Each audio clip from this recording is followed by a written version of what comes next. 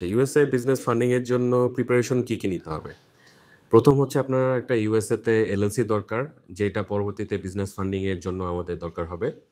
তো এটা বেটার হচ্ছে নিউ মেক্সিকোতে সেটা ফর্ম করা। কারণ নিউ মেক্সিকোর স্টেট ফি টা কম এবং এটা ইয়ারলি কোনো রিনিউয়াল চার্জ নেই। 2nd হচ্ছে আপনার একটা আইটিআইএন লাগবে। কারণ এই আইটিআইএন ছাড়া আপনি ইউএসএ বিজনেস ফান্ডিং এরেঞ্জ করতে পারবেন না।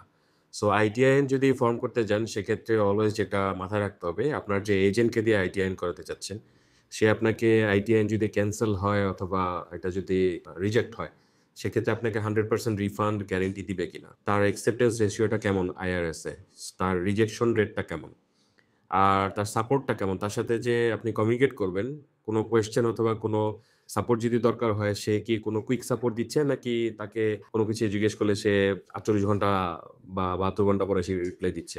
এলওসি ফরমেশনের ক্ষেত্রে বেটার হচ্ছে আপনি এমন একটা কোম্পানির সাথে কাজ করবেন, যে কোম্পানিতে আপনাকে ইয়ারলি একটা রেজিস্টার্ড এজেন্টের সাপোর্ট দিচ্ছে, আপনার মেইল ফরওয়ার্ডিং সাপোর্টটা দিচ্ছে, আপনাকে যে পেমেন্ট গেটওয়েগুলো করে দিবে মোস্টলি ওয়াইজ, মার্কারি, রিলে এগুলো আপনাকে করে দিবে। কারণ মার্কারি অথবা রিলে যেটাই করান না কেন, সেইটা আপনার ক্রেডিট কার্ডে পেমেন্ট সাবমিট করলে ওই পেমেন্টগুলো মার্কারি থেকে তখন অ্যাকসেপ্ট হবে। পেমেন্ট গেটওয়েগুলো আপনাকে সেট আপ করে দেয় কিনে, সেই জিনিসগুলো আপনাকে তখন মাথায় রাখতে হবে। এমন একটা কোম্পানির কাছ থেকে আপনাকে নেওয়া উচিত।